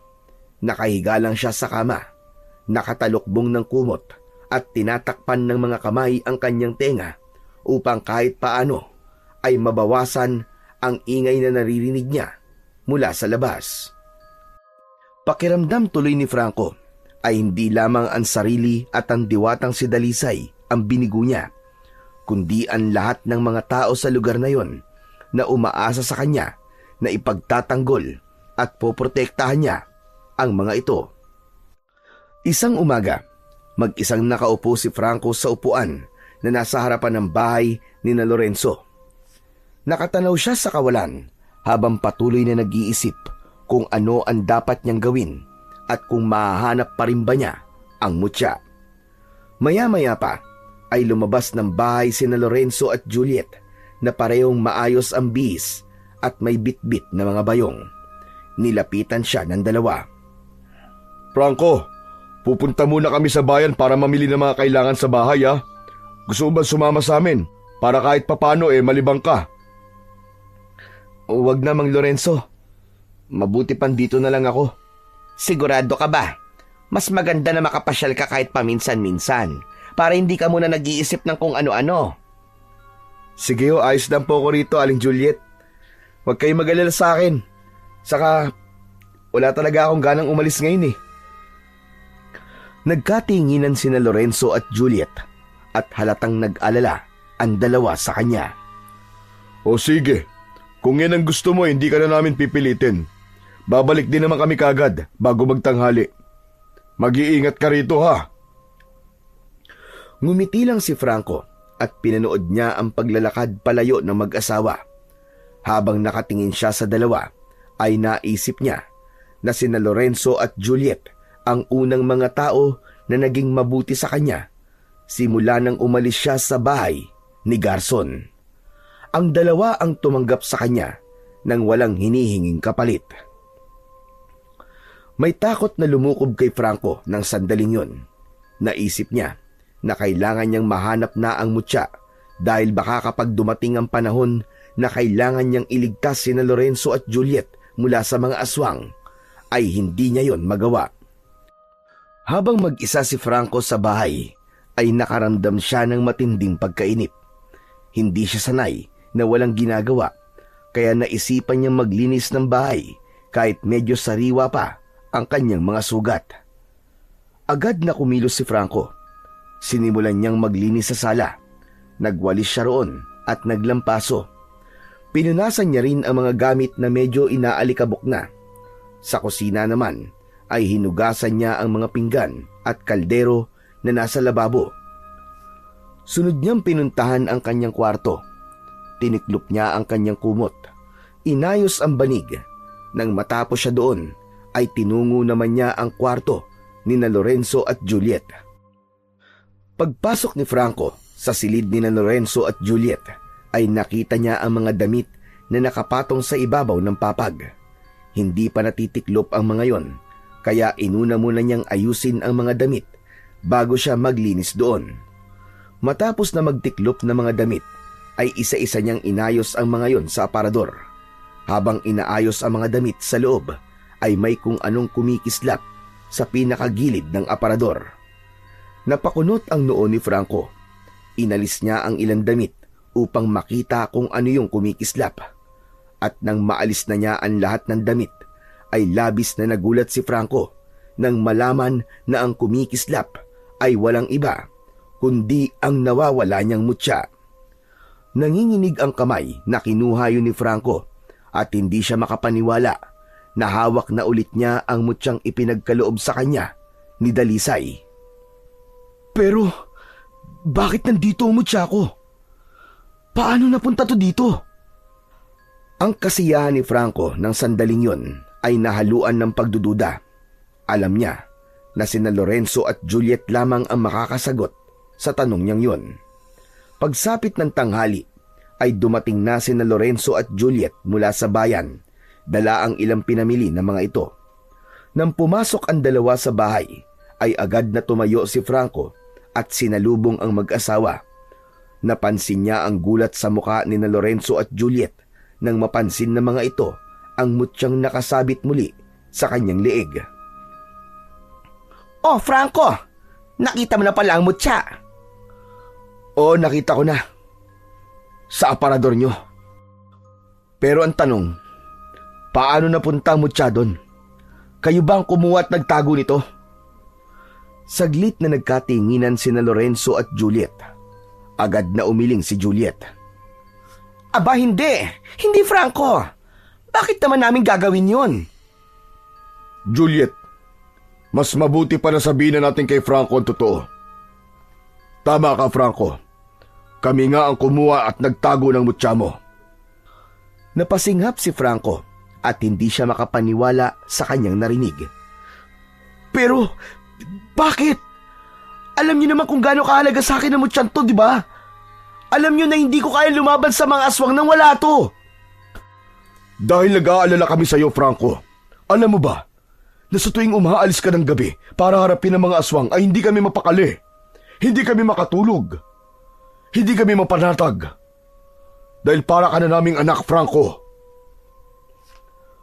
Parang tumigil ang mundo ni Franco sa kanyang narinig. Hindi siya kagad nakapagsalita. Ang salitang anak ay isang bagay na hindi niya kailanman inasahan na maririnig mula sa iba. Napalunok siya at pinigilan niyang pumatak ang luhang namuo sa kanyang mga mata. Anak? Anak na ang turing niyo sa akin? Hinawakan ni Juliet ang kamay ni Franco at tumango. Franco, hindi kami binayayaan ng Diyos ng isang anak. Pero nang dumating ka sa buhay namin, pakiramdam namin ay dinala ka ng tadhana sa amin para maging anak namin. Pinoprotektahan ka lang namin kaya namin itinago sa iyo ang mutya. Sana ay mapatawad mo kami, anak. Hindi na napigilan pa ni Franco ang pag-agos ng kanyang luha. Naunang yumakap si Juliet sa kanya at agad na sumunod si Lorenzo. Sa pagkakataon na yon ay naintindihan niya na hindi masama ang dahilan ni na Lorenzo at Juliet kung bakit itinago ng mga ito sa kanya ang kanyang mutya. At sa yakap na yon ng mag-asawa sa kanya ay naramdaman niya na meron siyang matatawag na tunay na pamilya. Ngunit kahit nahanap na ni Franco ang mutya, ay hindi pa rin siya pinayagan ni na Lorenzo at Juliet na lumaban sa mga aswang. Ang dahilan ng dalawa ay hindi pa rin magaling ang mga sugat niya. Ayon pa kay Lorenzo, ay papayag lang ang mga ito na lumaban siya sa mga aswang kapag tuluyan ng gumaling ang mga sugat niya. Simula rin noon ay mas daramdaman ni Franco ang pagmamahal ng mag-asawa. Damang-dama niya na mga magulang niya ito kahit hindi niya kadugo ang mga ito. Tuwing umaga, ipinaghahanda siya ni Juliet ng masarap na almusal. Hindi rin napapagod ang mag-asawa sa paglilinis ng mga sugat niya at paglalagay doon ng gamot. Mas naging malapit din si Franco kay Lorenzo.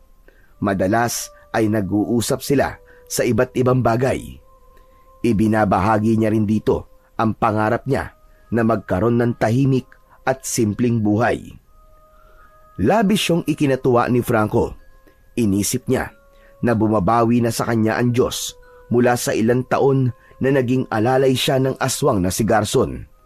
Sa buong buhay niya, noon lang siya nakaramdam ng ganung uri ng pagmamahal. Isang gabi, habang nakahiga si Franco sa kanyang papag, ay nakarinig siya ng sigawan sa labas. Kasunod nun, ang ingay ng mga taong tumatakbo at humihingi ng saklolo. Mabilis siyang bumangon sapagkat alam niyang sumasalakay na naman ang mga aswang. Kinuha niya ang kanyang itak sa ilalim ng higaan, pero nang lalabas na siya ng kwarto, ay bigla siyang natigilan. May isang bahagi ng pagkatao ni Franco ang nagsabing manatili na lang siya sa loob ng bahay dahil mag-aalala sina Lorenzo at Juliet kapag nalaman ng mga ito na hinarap niya ang mga aswang kahit hindi pa lubusang magaling ang mga sugat niya. Pero ang mga tao hindi ko sila pwedeng pabayaan. Dahil doon ay mas pinili ni Franco na lumabas ng bahay upang harapin ang mga aswang. Sa labas ay nakita niya ang dalawang aswang na bumababa mula sa bubong ng isang bahay. Hoy! Ako ang harapin yung dalawa! At huwag ang mga walang kalaban-laban! Napatingin ang dalawang aswang kay Franco. Malakas na tumawa ang mga yon at mabilis na naglakad papunta sa kanya. Huminto ang dalawa, ilang di pa lang ang layo sa kanya. Ikaw na naman! Wala ka ba talagang kadala-dala? Mukhang desperado ka na mamatay. Kung ganon, ibibigay namin sa iyo ang gusto mo. Hindi sumagot si Franco dahil alam niyang puno ng pangiinsulto lang ang sinabi ng mga aswang sa kanya. Ramdam niya ang pananakit na mga sugat niya sa iba't ibang parte ng kanyang katawan, pero hindi yun naging hadlang para taglayin niya ang tapang na ibinibigay sa kanya ng mutya ng sandaling yon. Isang aswang ang umatake kay Franco. Mabilis itong sumugod habang nakaumang ang matutulis na kuko sa leeg ni Franco. Napaatras si Franco. Iniwasan niya ang pag-atake at mabilis na bumuelta ng isang suntok sa tagiliran ng aswang. Tumama ang kanyang kamao pero hindi ito gaanong napuruhan. Mula naman sa gilid ni Franco ay umatake ang pangalawang aswang. Hindi niya kagad ito nakita at bago pa siya makaiwas ay bumaon na ang mga kuko nito sa kanyang balikat. Napaatras siya at naramdaman niya ang hapdi ng bagong sugat. Napamura siya ng dahil sa sakit pero hindi siya nagpatinag. Gamit ang kanyang natitirang lakas, Inundayan niya ng suntok ang muka ng aswang. Kasunod nun ay tinaga niya sa dibdib ang aswang at napasigaw ito sa labis na sakit. Biglang dumamba sa harapan ni Franco ang isa pang aswang, kaya bumagsak siya sa lupa kasama ang aswang. Nanlaki ang mga mata niya dahil halos isang dangkal na lang ang layo ng mukha nito sa mukha niya. Pilit siyang nagpupumiglas pero mahina na ang kanyang katawan. Ramdam niya na kahit ang mutya ay nahihirapang palakasin siya dahil sa kondisyon ng kanyang katawan. Itinaas ng aswang ang kamay nito at wala pang isang segundo ay naramdaman niyang gumuhit sa kanyang leeg ang matutulis nitong mga kuko. Tumalon ng aswang paalis sa ibabaw niya. Agad na tinakpan ni Franco ang sugat niya sa leeg gamit ang dalawang kamay. Kahit paano ay nagpasalamat siya na hindi gaanong malalim ang naging sugat niya roon dahil kung hindi ay talagang katapusan na niya. Pero ramdam niya ang hapdi ng sugat niya roon sa bawat paghinga niya. Muling lumapit ang isa sa mga aswang kay Franco at ngumisi ito. Pinilit ni Franco na abutin ng kanyang itak na nahulog ilang di pa lamang ang layo sa kanya, pero mabilis yung tinadyakan ng aswang papalayo. Huwag mo nang subukang lumaban dahil tapos na ang laban. Alam mo bang iniisip namin kung dapat ka ba naming patayin? O baka mas magandang buhayin ka namin para makita mo kung paano namin ubusin ang mga tao sa lugar na ito. Hanggang sa isang malaking anino ang dumaan sa likuran ng aswang na nakatayo malapit kay Franco. Isa pang aswang ang dumating at hinila nito palayo ang isang aswang palayo kay Franco. Malakas nitong ibinalibag sa lupa ang aswang at agad nitong nilapa ang leeg ng aswang na yon. Nanlaki ang mata ni Franco nang makita ang isang bagong aswang. Mas malaki yon kesa sa dalawang kalaban niya at tila mas mabangis. Balot ng may itim na balahibo ang katawan nito. Galit na nilapa ng bagong dating na aswang ang leeg ng aswang na kanina ay nakatayo sa tabi ni Franco. Hindi ito huminto hanggang sa tuluyan itong napatay ang aswang na yon. Napaatras ang isa pang aswang na gaya ni Franco ay nagulat din sa bilis ng pangyayari. Sa isang kisap mata ay biglang naglaho ang bagong dating na aswang at walang ideya si Franco kung saan yun nagpunta. Mabilis na lumapit ang natitirang aswang sa dugo ang katawan ng kasamahan nito. Lumuhod ito at niyakap ng mahigpit ang walang buhay na katawan ng aswang. Dahan-dahang nagbago ang anyo ng patay na aswang.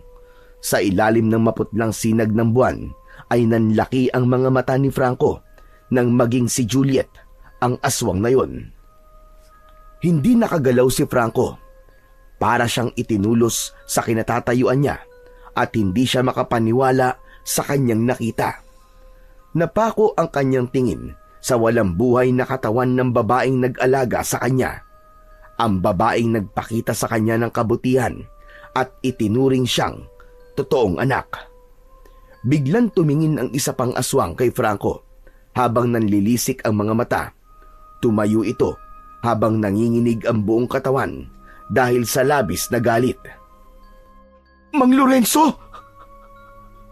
Mga aswang kayo?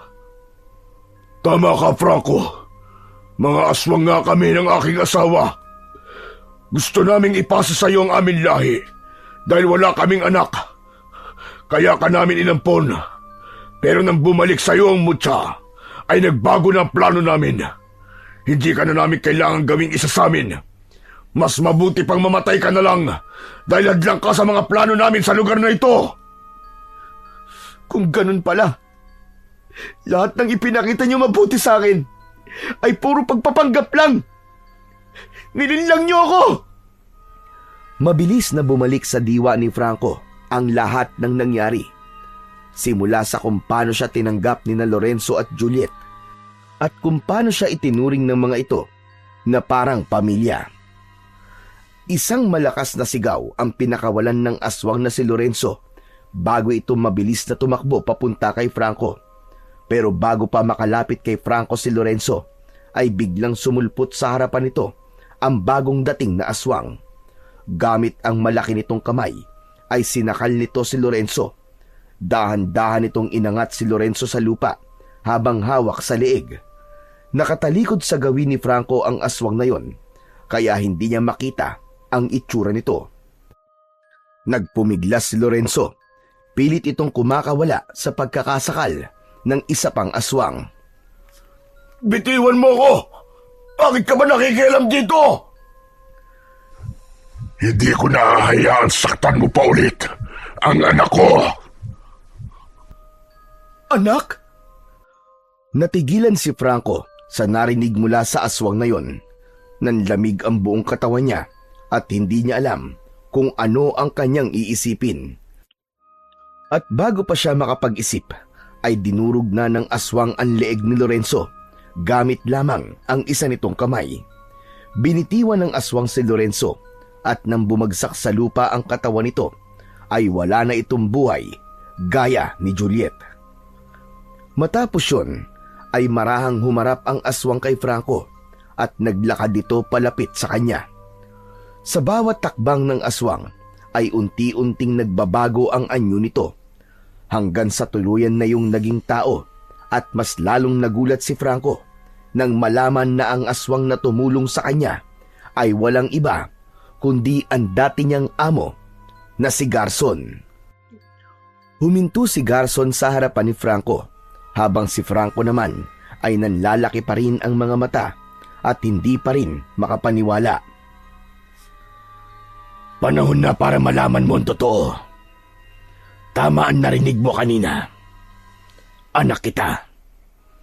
At ako ang totoo mong ama. Anak mo? Hindi. Paano nangyari yun? Anak kita sa isang tao, Franco. Kaya hindi ganap ang pagiging aswang mo. At wala akong balak na gawin kang kagaya ko. Sanggol ka pa lang, ay ayaw na sa'yo ng nanay mo. At balak kanyang patayin. Kaya kinuha kita sa kanya. At ako na ang mag-isang nagpalaki sa'yo. Pero, kung anak mo ko, bakit ginawa mo akong alalay? Bakit ginawa mo akong alipin? Bakit ginawa mong alipin ang sarili mong anak? Patawarin mo ko, Franco. Natakot ako. Nakamuhian mo ko kung malalaman mong isang aswang ang tatay mo. At ginawa ko rin yun dahil alam kong darating ang panahon na nanaisin mong umalis at iwan ako. Gusto kong maging handa ka sa hirap na kakaharapin mo sa mundo ng mga tao. Hindi agad nakasagot si Franco. Pilit niyang ininawa ang lahat ng mga sinabi ni Garson. Hindi niya lubos maisip na kasama na pala niya noon ang totoo niyang tatay. Alam kong nagkulang ako sa iyo bilang ama. Pinangunahan ako ng takot ko. Patawarin mo ko, anak. Hindi alam ni Franco kung bakit, pero imbis na galit o sama ng loob ang maramdaman niya, ay isang matinding pagkasabik ang pumuno sa kanyang dibdib. Pakiramdam niya ay nabuo na ang pagkatao niya ng sandaling yon. Hindi na rin niya napigilan ang sarili. Mabilis siyang lumapit kay Garson at niyakap ito ng mahigpit. Nagulat si Garson, pero hindi nagtagal ay mahigpit din siyang niyakap nito pabalik. Maya-maya pa, dahan-dahang bumitaw si Franco sa pagkakayakap niya kay Garson. Mas mabuti pa, bumalik na tayo sa bahay mo, sir, tatay. Bahay natin, Franco. Bahay natin. Nang marinig yun ni Franco, ay bahagya siyang naluwa. Para sa isang tulad niyang nabuhay na matagal na walang itinuring na totoong tahanan, ay napakasarap pakinggan ng mga salitang yon. Isang matamis na ngiti ang sumilay sa labi ni Franco at matapos yun ay magkasama na silang naglakad ni Garson pabalik sa bahay na ngayon ay matatawag niyang isang tahanan. Lumipas pa ang mga araw at unti-unting nagbago na nga ang buhay ni Franco. Kahit silang dalawa lang ni Garson sa bahay nila, ay naging masaya pa rin sila. Kung alam ko lang na matatanggap mo ko kahit isa kong aswang, ay hindi ko na sana ipinagkait sa iyo ang katotohanan, anak. Tay, hindi pa naman po huli ang lahat para bumawi kay sa akin. Sa kabila ng lahat, hindi hinadlangan ni Garson ang pangarap ni Franco na mabuhay ng normal. Hinayaan siya nitong makapag-aral at makihalubilo sa ibang tao. Pero sa dulo ng bawat araw, palaging bumabalik si Franco sa kanilang tahanan sa kagubatan. Samantala, ang mutyang ibinigay sa kanya ng diwata ay patuloy niyang inalagaan. Hindi niya ito itinuring bilang isang simpleng anting-anting lamang, kundi isang simbolo ng kanyang tungkulin. Sa kabila ng kanyang payapang buhay, alam niyang marami pang panganib sa mundo. Alam niyang marami pa siyang kailangang matutunan at marami pang pagsubok ang darating. Araw-araw, patuloy si Franco sa pagsasanay sa tulong ni Garson, hindi lamang para lumakas, kundi para matuto kung paano gamitin ng tama ang kapangyarihan ng mutya. Natuto siya na hindi sapat ang lakas lamang upang maging isang tunay na mandirigma, dahil higit sa lahat, kailangan din ng puso. Dahil kahit gaano man siya kalakas, kung wala siyang mabuting dahilan para ipaglaban ng iba, ay wala ring halaga ang mutya at ang lakas na meron siya.